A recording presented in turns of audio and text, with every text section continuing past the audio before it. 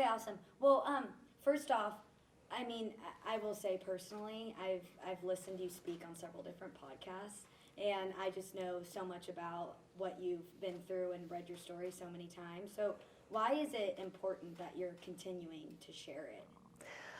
Well, it's when I first got home, actually, I think I swore up and down that I would never speak. I never wanted to write a book. I would never do any interviews. I'd never do any TV. I just wanted to go back to being who I had been before I was kidnapped. And it took me a long time to accept that I probably would never be able to go back, and that I needed to accept that my life was going to be different. I mean, it was not going to be what I imagined it to be. And as time went on, I began to meet more and more survivors, and I started to realize, oh my gosh, their stories are really not that different from mine. I mean, details are different, but like a lot of the experiences that I had are very similar to what other survivors and victims have, and what happened to me is pretty common, actually, as far as being raped and abused go. And that just began to build up until I felt like, why not me? I should speak. I have a good support network. I mean, when I'm done speaking, I have, my family, they're around me. I have friends. I have tools that if I start to struggle, I can use that skill set. Whereas so many other victims, I mean, familial abuse and people who are within your circle of trust, I mean, that is so much more common to be abused or raped by someone that you know than a stranger. And I can't even imagine how difficult that would be, trying to rebuild those foundations of trust again, and trying to build relationships after something so devastating has happened from someone who should be protecting you. And I began to recognize that, and so I felt like I should speak, because it's not easy to come forward and make yourself vulnerable, and it's scary, and it's intimidating. What if people think differently of me? What if they look at me and they think, oh, well, what did she do? I mean, if she was doing everything she was supposed to be doing, then that wouldn't have happened to her. And I'm here to say, no, that's not true. That is simply not true. I was in the most innocent of situations that you could be in. I was at home, I was asleep, I was wakened from my sleep, and it still happened to me. So it doesn't matter what you're doing. It's never your fault, and you shouldn't be ashamed of it. And if people judge you for that, then they're not your friends, and they're not your family. And there's a whole world of people out there, and there are so many good people in this world. I mean, I really do believe there are more good people than there are bad people, and there are more people who are willing to help you and believe in you than not. So don't give up. Don't be ashamed. We're all here for you. And even beyond that, I mean, I don't think I've ever met anybody who doesn't have a story. I mean, and certainly being here today, this being the National Guard, and everyone last night I went to dinner with some of the individuals here, and they were telling me about the different experiences they've had over in Afghanistan, and I was just sitting there thinking, holy crap, are you sure you want me to speak? But everyone has a story, and I just think it's good every now and then to hear other people's stories, and to realize that you're not alone in going through hard things, and that you can keep going.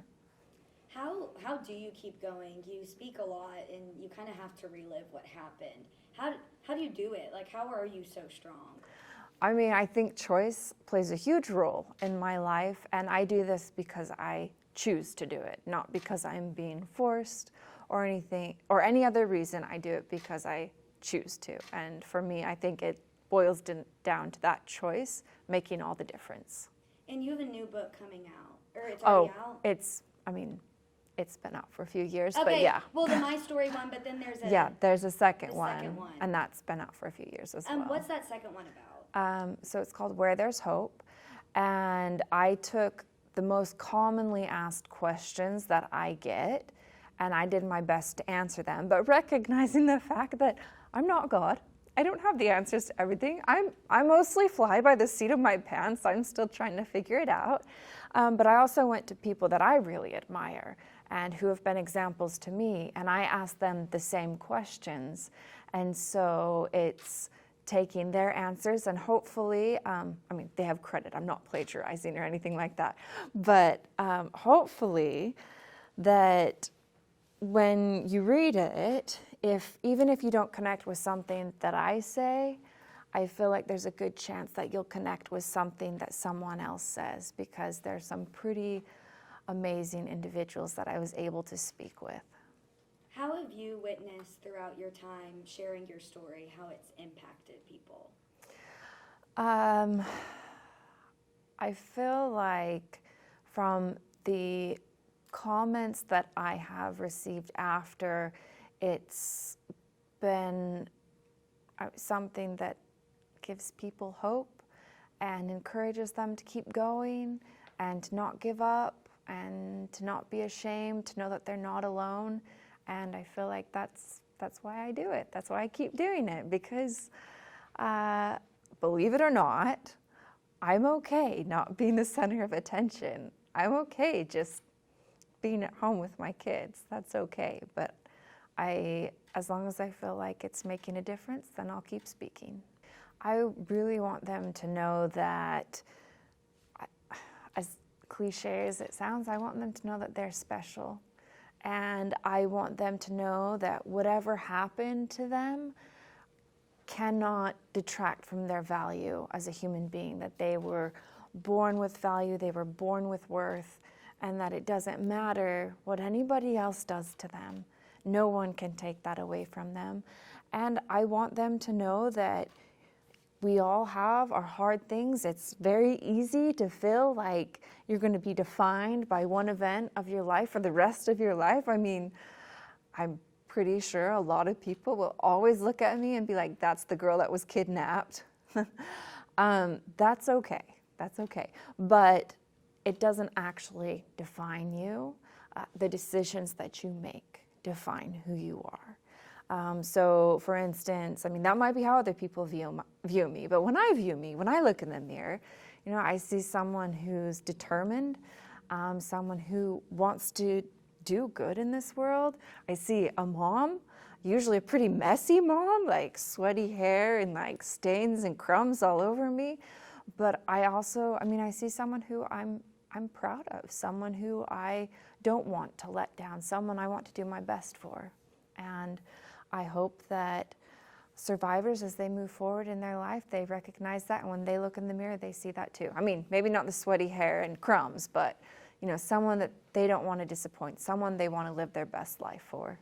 And you've done a lot of work nationally for children, abductions, all that stuff. Is there any other things I feel like you're constantly working on something. Is there anything you're working, coming in the pipeline? Yes. I recently joined my foundation with another foundation. It's called the Maloof Foundation. But we have a number of projects that we work on. People ask me all the time about, human trafficking or how can we recognize signs of abuse. Go to iamonwatch.org. It's 10 5-minute videos on how to recognize human trafficking, on how to recognize signs of abuse. Go watch it, get educated, keep your eyes out. When you see something, call the police. Don't just think, oh, well, if something's really going on, someone who has more information than me, they'll call the police. Because if we all think that, then, victims will go on being hurt. So take the training.